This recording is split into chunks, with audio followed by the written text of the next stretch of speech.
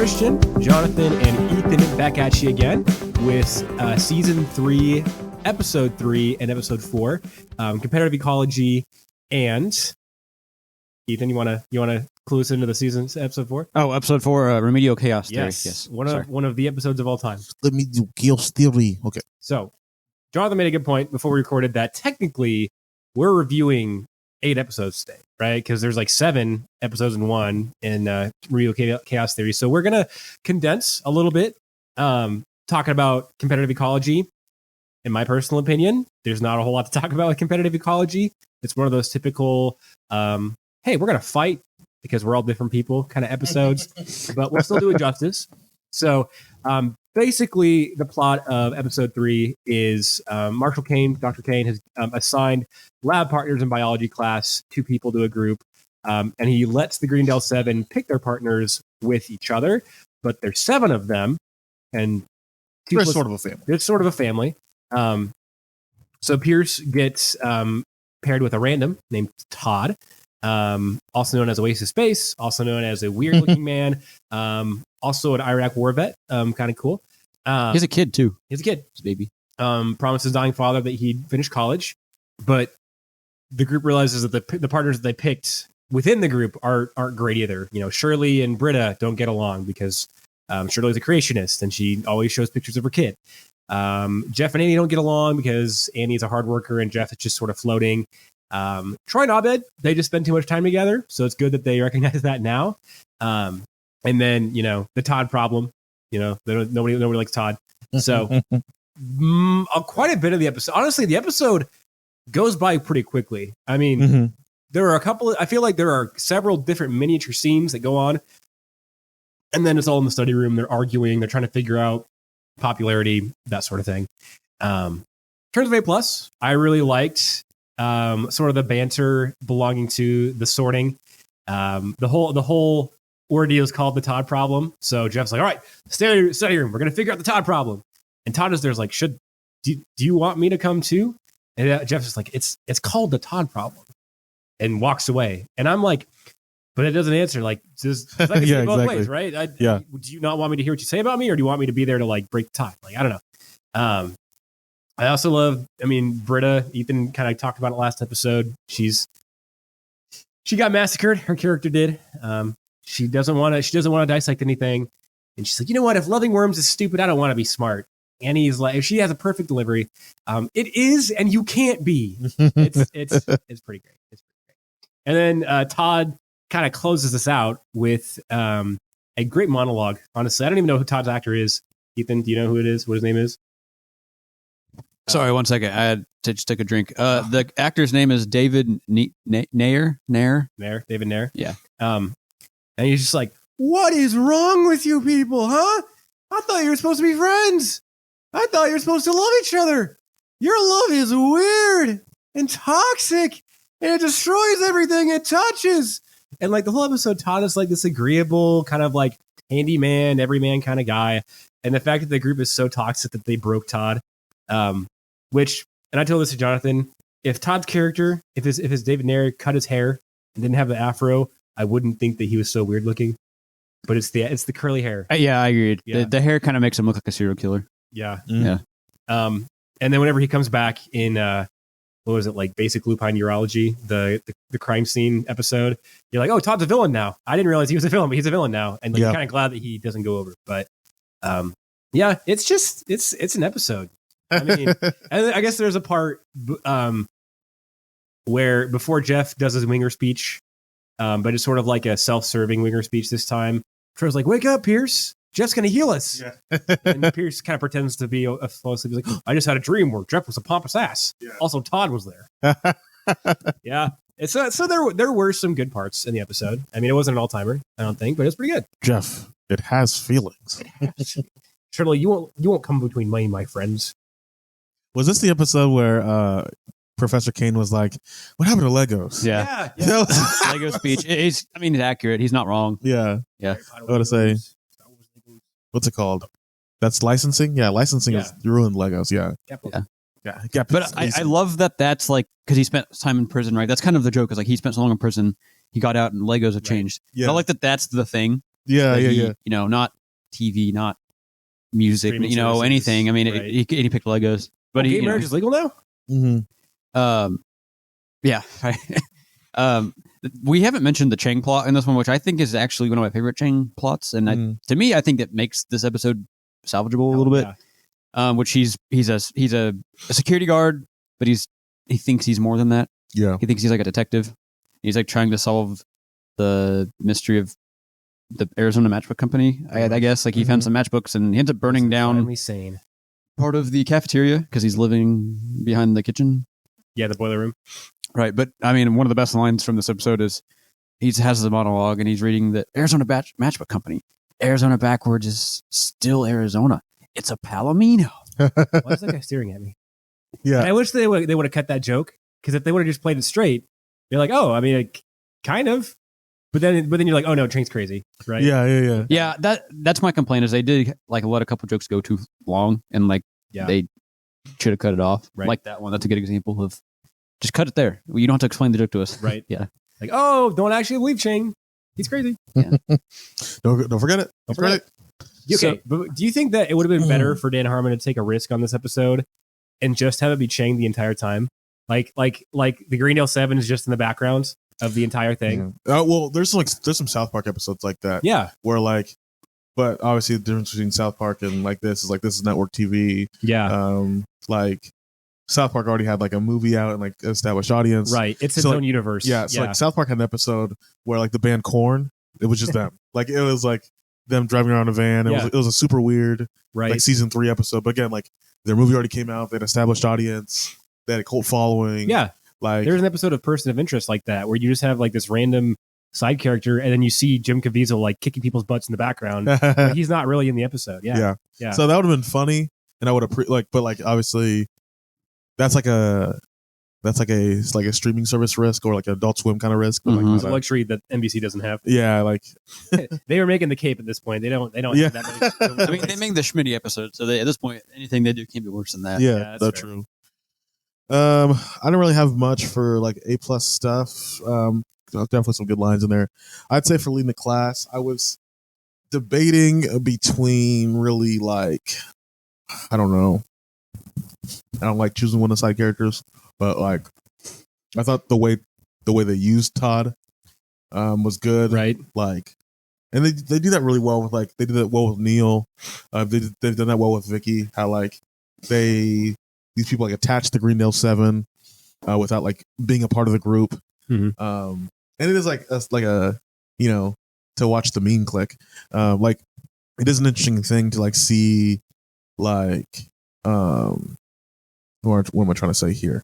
Like, go ahead. I noticed that there aren't a ton of side characters in this show. Like there are like cameos, and each character like is a joke. Like Magnitude, Leonard, Starburst. Yeah. You know they're laughing at you. Right? Exactly. and the look on his face, he just like shuffles away. It's I know. so sad. That's the thing I don't like about Kane. Like he's like too mean. Yeah, I'm like, man, like you don't have to take a shot at Magnitude. Like it was a great joke. You're like too far. Yeah, like get out. you can roast Jeff. You can roast Annie. Uh-huh. Don't come up with Magnitude. Yeah, what did Magnitude do wrong to you, man? Exactly. Like, yeah, right. Gives joy to everybody. And maybe that's kind of part of the, being in prison for 25 years. Like you kind of learn to cut past the BS.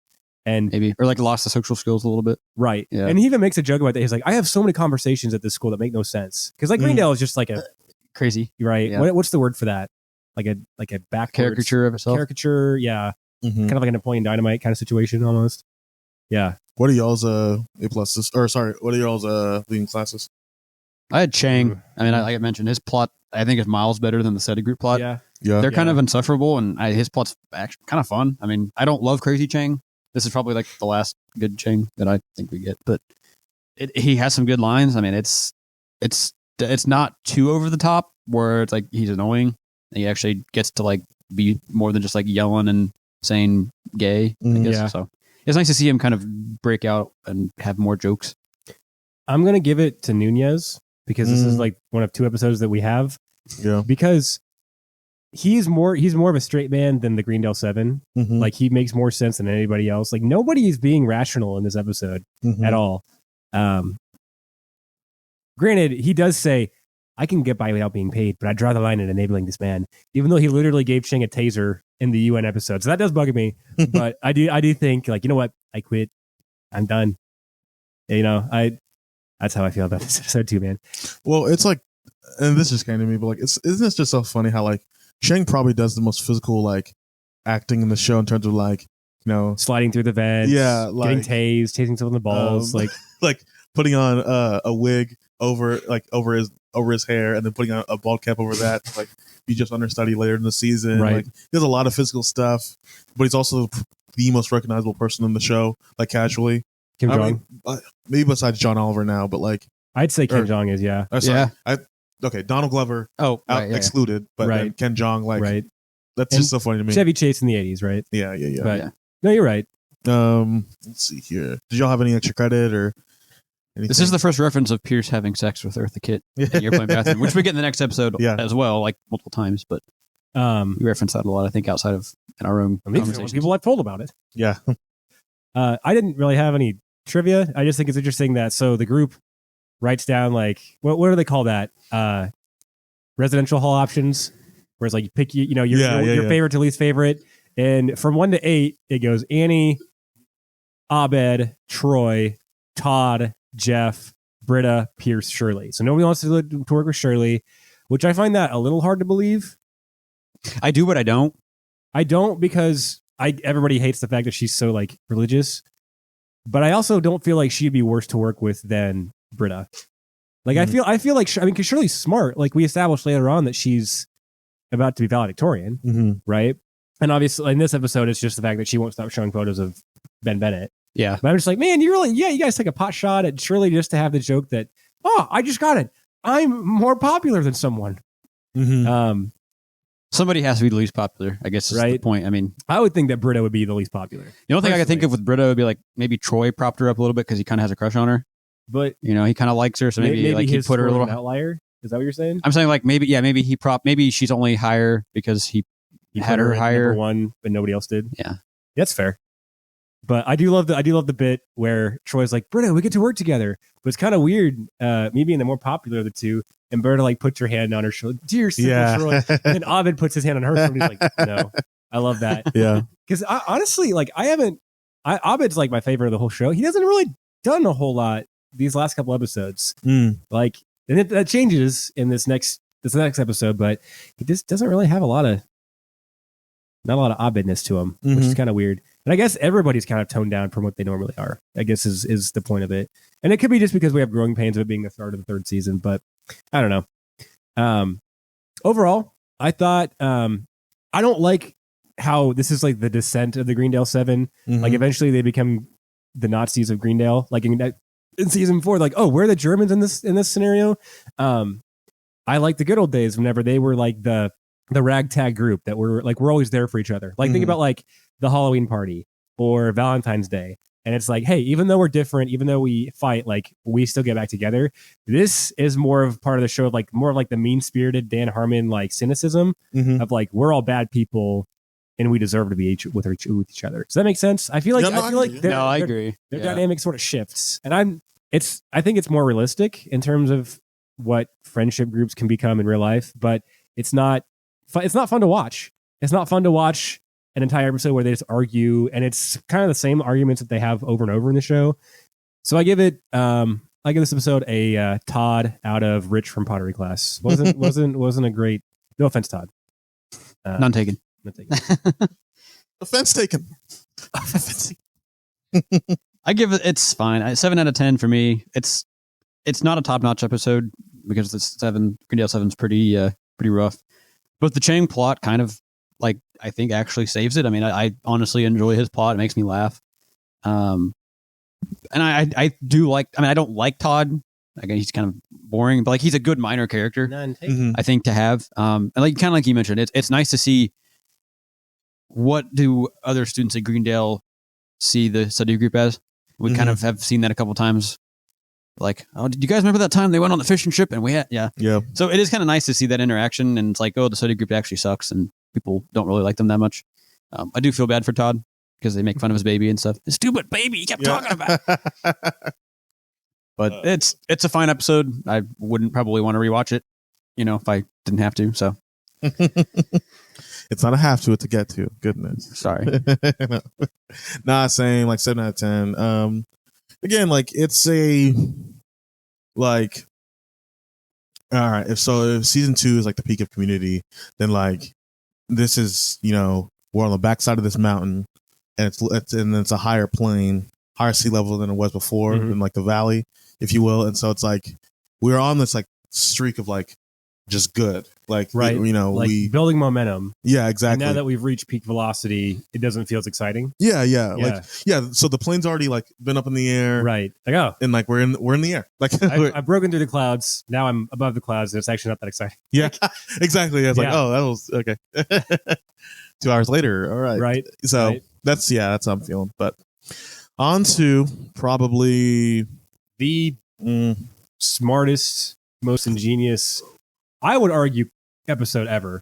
And as I was thinking, Remedial Chaos Theory, there aren't a ton of like one-liners, and we talked about this in our last episode that like a lot of memorable shows have like one-liners. Besides the meme that came out like in 2020 of like the fire, like Troy's face and then everybody on the grounds, like there's not really any one thing that's memorable. But what makes this episode so cool is that it's a narrative that constantly resurfaces, and like every character has a part, and each scenario plays out differently depending on the character, which is really cool.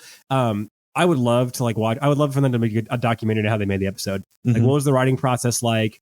How did they like? Did they use a message board? Did they use a wheel? Did they have like each actor's face? Like, okay, how does Shirley interact with each person? How does Pierce, like how does that work? Because it's really cool. But in this episode, there's a pizza party, or no, it's a party at Troy and Abed's new apartment. And yeah, I guess it is a pizza party because they order pizza, and the entire episode is dependent on how Jeff rolls a dice. And he's like, okay, well, I'm rolling this dice starting on my left. If you roll 1 through 6, like you're going. And then depending on who goes and gets the pizza, different scenarios play out. Was like the most satisfying to watch. Like either like in a bad way, in a good way. Like which one do you wish happened? Which ones didn't make sense? Like what was that role? Like, okay, this is the fun one to watch. I'd probably say like, I mean, number one, obviously that when Troy gets down and gets the pizza and everything goes crazy, like, I mean, that's the most iconic scene from this episode. You. And the fact that they have Roxanne playing 7 times the episode and you don't get tired of it. Yes, that's an incredible thing. Yeah, right? That's an incredible thing they do. Yeah. Shout out to Sting. Wait, is that not the police? It's the police, but okay. Yeah, Sting's a wrestler. Yeah. No, so I mean, roll one's hard to beat. I guess in terms of like, let's see, how do you guys? Or go ahead. Sorry, I think it really depends on like who has written the most well, written the best. I think Shirley was written the worst. Shirley or Britta has surprised that Shirley was written the worst, right? Yeah, I bet Nicole Brown deserves better, honestly, because her whole thing is that like. Her argument is that, well, excuse me for being the only married person in a group full of teenagers that make Google eyes at each other, but Jeff is in his 40s. Pierce is old. Like Troy and Abed don't really. I mean, it's really just Jeff and Annie, right? I guess kind of Troy and Pierce, or Troy and Pierce, Troy and Britta. Like her conflict in this episode, it just doesn't. I don't buy it. Like she invites herself over to Troy and Abed's apartment. She starts baking, and then they say that she showed up like 3 hours early. Yeah, something like that. And then there's that little interaction with her and Abed, which there aren't very many of in the show, if you think about it. But he's like, we ordered real pizza. And she's like, but I made them with ketchup and cream cheese. Yeah. We ordered real pizza. She's like, oh. And you're supposed to get like, oh, it's a moment where Abed doesn't know how to socially interact. And I'm like, no, Abed's right. Like, I'd be pissed too. Like somebody shows up my apartment and starts baking. I think I get the point of it is that Shirley needs like an identity. And so she's like kind of leaning into her maternal instincts. But like, I find it really hard to believe that before that point, they couldn't have just said like, hey, Shirley, like, I'm sorry, we don't want your baking, or like not right now. Like we can do it another time, right? Or like I'm confused too, where it's like because when I was rewatching, I was like, okay, is Shirley going through something in her personal life, and she's like taking it out on the like, oh, these people like are my comfort people. They're gonna like accept me and love me no matter what. And I think they do kind of play into that a little bit, because Britta makes a remark about that in let's see, what rule is that? 4? Whenever Abed goes, 5. Whenever Abed goes, that she calls her a pie pusher. You push pies for people's love, and I feel like so far in season 3 we haven't really caught on to any of that. I feel like they should have had something maybe in the last episode where she's like struggling to find a babysitter for Ben because Andre is like constantly gone. Yeah, like, if they would have just had something to kind of clue you into that, it doesn't play out well in this episode. Yeah, agreed. I don't really know why it's happening, but I'm trying to think. Yeah, so roll 2. Annie goes down. Britta goes to the restroom. Troy finds a gun. That's right. What like a top? I feel like that's like a top 20 community line. What? Like, that's like top 10. What was it? What's a pregnancy test look like? Yeah. Oh, so like a thin piece of plastic with a thing on the end of it. So this is definitely a gun. Oh, so this is definitely a gun. That's not a gun. That's a girl's pea shooter. Yeah. And I feel like it's smart to have Annie go first, because it kind of sets the scene for all the characters going forward. And you already know that Jeff and Annie have a history, right? Or a thing. So like you can kind of play into that too. No, for sure. Like I'm trying to think. And this one, I mean, this is like the most tame one. Like Shirley bakes, and then Britta's getting baked in the restaurant. Oh, it's not dignified. Yeah. Pizza. Oh, every time I see that pizza. Me so. Oh, it's so cringe. Literally, Oh my gosh! Look how they massacred my girl. Yeah, look how they massacred my girl. Correct me if I'm wrong. I have not imbibed in cannabis, even though it's now legal in Missouri. Is that? I don't think that's how marijuana makes you act, is it? I mean, I think it's. I don't think that's the point of her doing that, right? I don't think they're trying to say like, oh, she's high, she's being weird, or is that? That's why wouldn't it be? I think she's just. In the next, it's Britta. Like she thinks she's funny because later on, she's trying to do the robot. Like in the Abed timeline, when Abed goes to get the pizza, she's like, "Cards on the table. I'm really high, and we weren't supposed to eat your pies." That's why she's like going all crazy on Shirley, is because she's high. So I think that is sort of the. Yeah, I feel like they could have. I'm sure Dan Harmon's tried marijuana before, so we should know how people that are high like act, and that's not really how. Maybe it's because it's Britta and she's. And maybe really the joke is that she just said it wasn't dignified, and then she does that. I don't know. I also think she like kind of pre-baked, like before she got there. Yeah, and like she just had it, like had one in there. Yeah, you know what I mean. But then there's roll 4. Let's see. So this is when Shirley goes down. She asked the group look for her pies. They don't. Jeff reminds the group that we're not going to enable her baking, and then Britta tries to. Or let's see. Britta goes to the bathroom again. I always feel bad in every scenario where like Jeff's just like nope when nope. Britta's rocks like, nope. Yeah. I mean, every time I hear that song, I say that. I sing it to myself. Like, rocks. No. Let's see, and then so this is the one when Troy sees the Norwegian doll that Pierce gives which but is it doesn't freak him out a whole lot. He just explains that it's he had it outside his room or something, and it freaked him out. It watches me. Watch me sleep. Let's see, and I think that has the best bit in the whole episode, where it's like the googly eyes bit.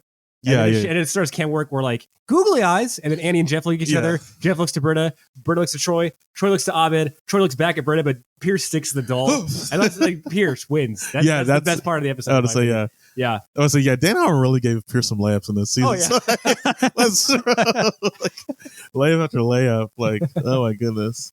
And then Shirley storms out. This is a pretty good one. Like roll 4 is pretty solid. Like. You know, it's not the peak, but roll 3. It's Pierce. Pierce. Pizza. Yeah, Pierce gets the pretty pizza. Boring, honestly. Yeah, it's just all it does is advance Jeff and Annie's romance, which is still we talked about that in the last episode. Man, they got to cool it. It's Which again, like you said, like I mean, we've kind of it's a road that we've like traveled down before, but like okay, are we gonna right? I guess this one also highlights Troy and Britta though. Like right, and so that's honestly this is probably the most ideal timeline. Just have Pierce get the pizza. Personally, Yeah. but Even though Jeff and Annie start making out, they don't start making out in this one though. Do I thought they did in this one. Let's see No. here. because no, they make out. They make out in whenever Abed gets the pizza. Okay. But it still advances their kind of connection because she also because she Annie confronts Jeff about being hard on Troy, and then Britta consoles Troy and is like, oh yeah, Jeff is just insecure. But then later on, like Jeff and Annie like kiss. So Roll 6. Britta gets the pizza. Let's see here. Pierce obviously tries to share with the kid's story. So Every time. yeah, every time.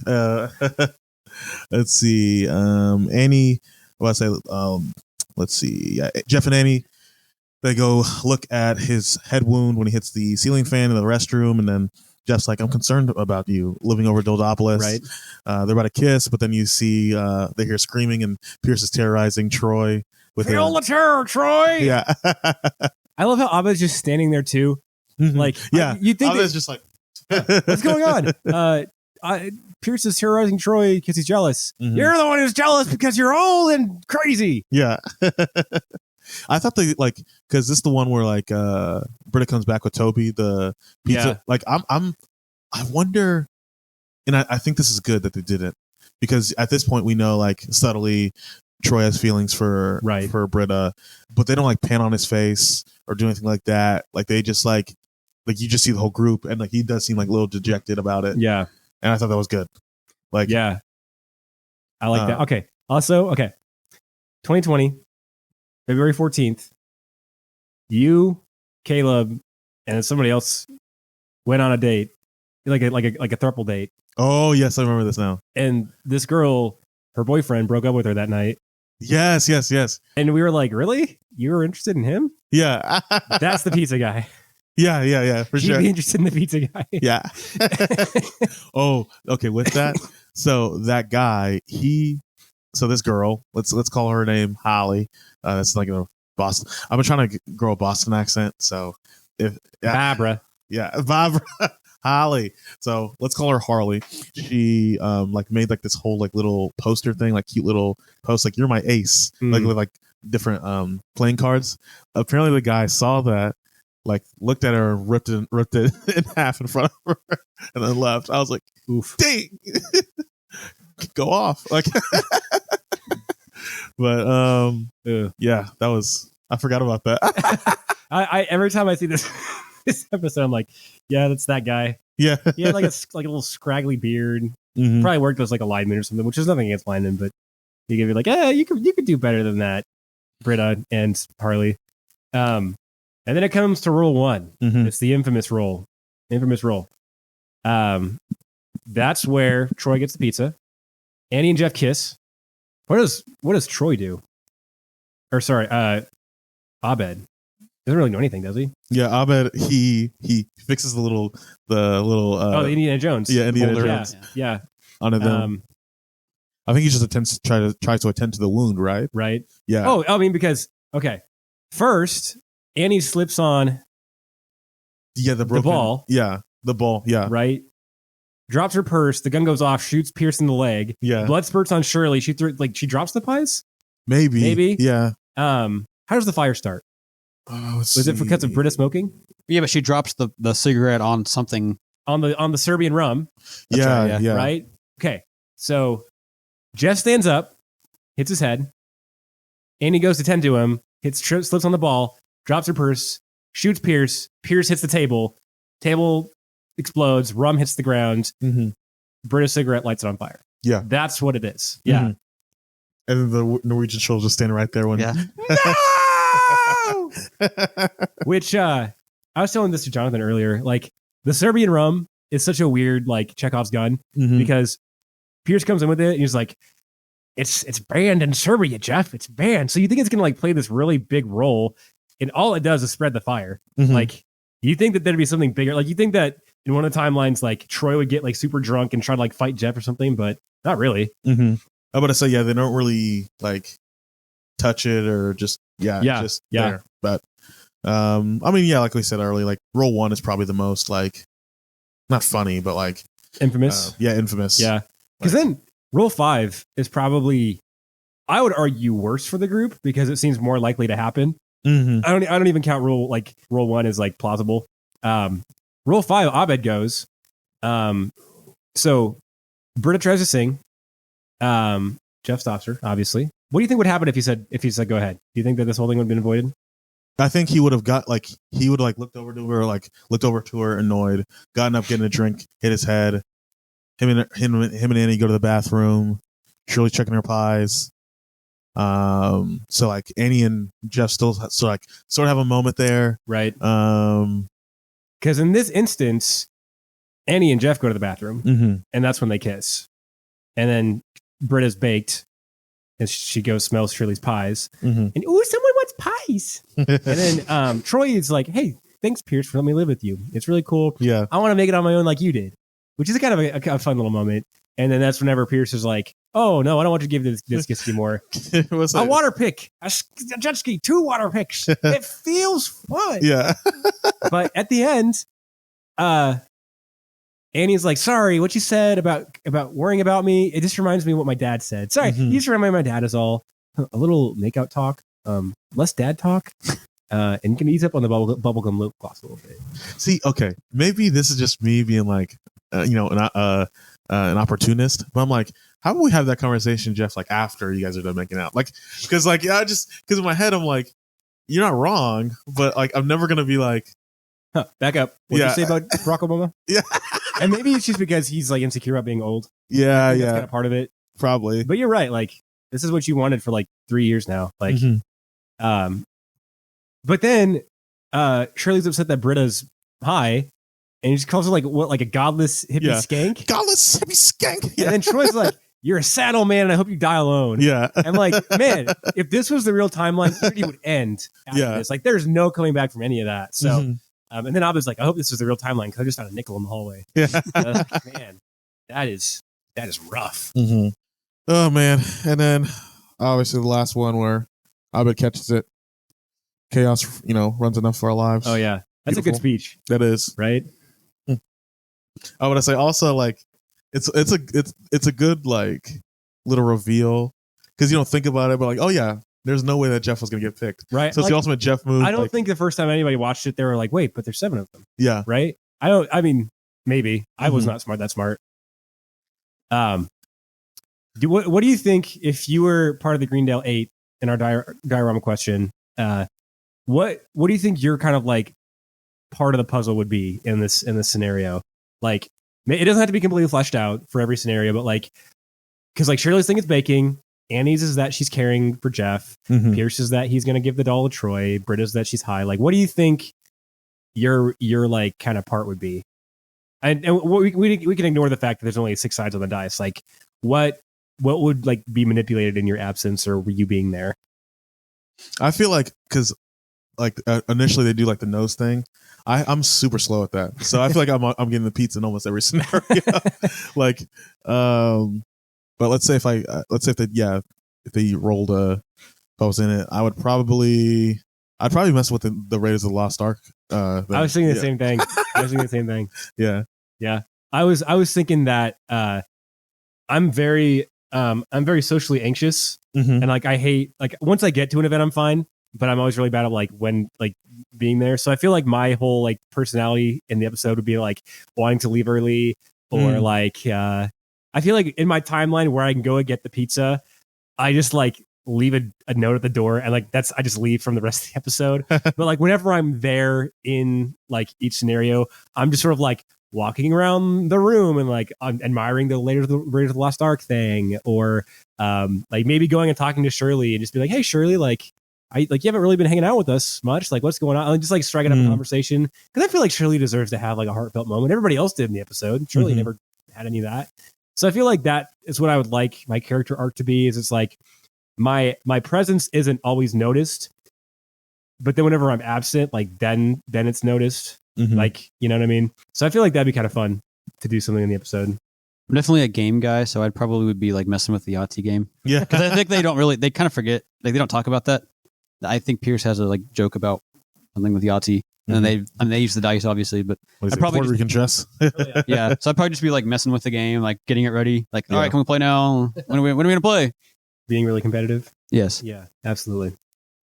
For leading the class, I had I kind of went back and forth on this one a little bit, but I think I'd probably go with Troy. I just, in terms of like each scenario, I think I liked his lines or his bits the most. He's like the most distinct. Yeah. Yeah. And like he can be independent or dependent on the group. So like he feels less tethered to any sort of thing in the room. So yeah. And like the bit of like him like having the cigarettes but they're candy cigarettes, I just Love that. Yeah. I'm 21 years old. I'm a man. Yeah. I also like how each timeline is like secure because then the next one, whenever Abed points her to the bathroom, he's like, did you restock the olives? Yeah, I got you, man. I'm also going to say Troy. It's kind of hard to pick a lead in the class for sure, but like I don't like Jeff in this episode. He doesn't want to be there. He wants to go to the single malt platinum boobs and billiards club. I never said it out loud. And Britta's annoying. Shirley doesn't have a case, and he's just sort of there. Yeah, I think Troy is really the only one that has a real like conflict with Jeff. You know, man versus man, man versus God, man versus nature, sort of thing. Ethan, do you have a lead in the class, or are you sort of like all of a sudden? It's hard to pick one because there's so many plots and they all are in here. I don't really think you can pick. I can't pick one for this episode. That's fair. Yeah. Timeline one, Abed. Yeah. I do feel like so. At the end of this, the cut or like the go home for this episode is the start of the darkest timeline, right? I feel like what would have been fun to watch would have been, instead of having it be all in Abed's head, instead of it being the darkest timeline version of themselves, it would be an evil Greendale 7 trying to take over their lives. So they're actually there, and I even figured out. So this evil Greendale 7 is Rich from Pottery Class, and he would be Jeff. You'd have Paige from season 1 or 2, which is Britta. You'd have Annie Kim to be Annie. Oh, yeah. You'd have Leonard to replace Pierce. Mm-hmm. You'd have, I said Magnitude for Troy. I didn't really know who else really could. And then I also said Vicky for Shirley, because I feel like Abed sees Shirley as somebody who's like caring, but also like unassuming, and so he would see Vicky as like the evil version of that. And so I'd want to see these people like walking through the halls of Greendale, and Abed uses his like trauma coping mechanisms to see them as like Terminators. I would want to see that instead of like the evil versions of themselves, sort of thing. I think I don't know who you have for Abed, but maybe Todd for Troy. Oh, I did. What did I say?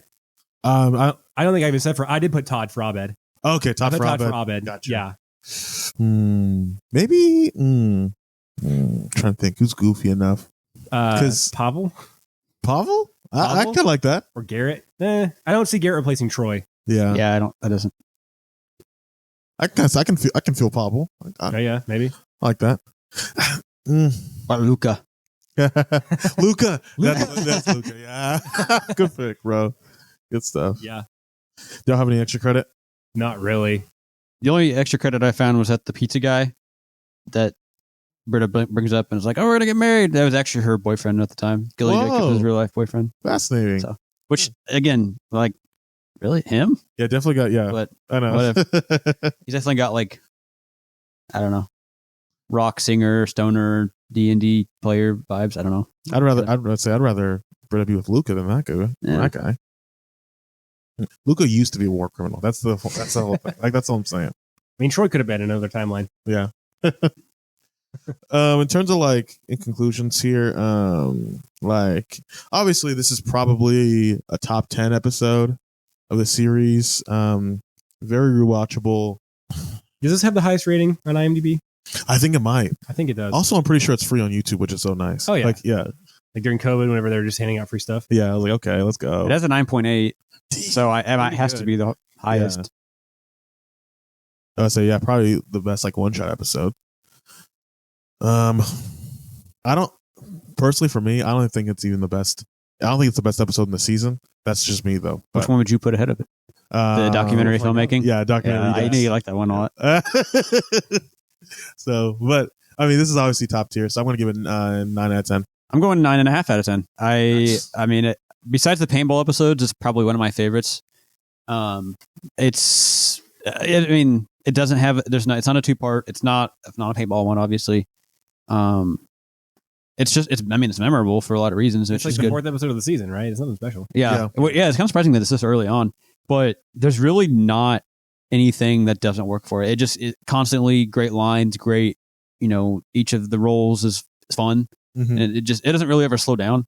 The only reason I don't give it a 10 out of 10, I don't love the Darkest Timeline plot where it actually kind of becomes real, and that's more not really so much a mark on this episode as later on when they bring them back. So, but you're still going to not give it a 10 out of 10? Just because it even brings it up. Yeah. Same though, honestly. Yeah. I don't love that. Yeah. Just because it's, but otherwise, like the whole like sliding doors, like TV show trope, where you have like alternate timelines, or whatever. It's a fun take on it because you get the meta-ness of Abed bringing it up, and like it actually is happening, and we're seeing it. And I also love. We mentioned the police earlier. Roxanne, Dan Harmon really knows how to use like the music at the right time, and it's the same song in this episode. Every timeline, it's the same song in the same part of the song, but it's a fun. I don't know what else you could have picked that would have like worked as well, because it is a song that everybody seems to like, and you want to dance to it. But it's like it's just the right the right pace. It's just catchy enough. Yeah, and it starts out Roxanne. Yeah, like so like of course Bretta's going to be annoying Jeff by singing that part. Yeah, yeah. So I think that's the thing that I appreciate most about this episode is, and I think you guys have talked about it earlier, mentioned it, was how there's consistencies among each timeline that the Indiana Jones or the Pies, it's consistently kind of the same plot devices, and they keep things consistent, but it's something a little bit changes each time. It probably wasn't as maybe difficult to make. I don't know that. Like the writers' attention to detail, I guess, is I think remarkable, and how they continue to keep it consistent through each alternate timeline. And you kind of have like the rum. Okay, it's kind of just a throwaway line, but then it actually comes back to be part of the reason why the chaos happens. And I think like with the different timelines in this, I think the writers do a great job where like it doesn't feel like, oh, this timeline we have a goal, so we need to make the characters act in a way that accomplishes a goal. I feel like they do a great job of like the characters are going to do what the characters are going to do if this happens. Like it feels very natural. It feels very like, oh, of course Shirley's like they're going to forget Shirley's pies, or like Troy's going to really want to open the gift. Like everything feels like it doesn't feel like, oh, we're trying to burn down the apartment, so we're going to burn down the apartment. Like we need to make like the characters do something like right. It seems like the things happen based on what the characters do, exactly, not the characters make them happen. Exactly. Jeff right? would forget about the ceiling fan and hit it. Like right. Like everything feels very natural with it. So I'm going to give it a Raiders of the Lost Ark out of Crystal Skull. This is a great episode, all timer for sure. I'm hopefully not going to have to give it a Raiders out of what was it, the freaking Tube of Time. The Dial of Fate, Dial of Destiny. Goodness, yeah. The 5th one that's coming out, man. Boo. George Lucas, shame on you. I'm sure Disney's making you do it. Never mind, but I'm gonna remember Raiders the way I remember this episode very fondly. So yeah, we're gonna leave it at that. Let's go.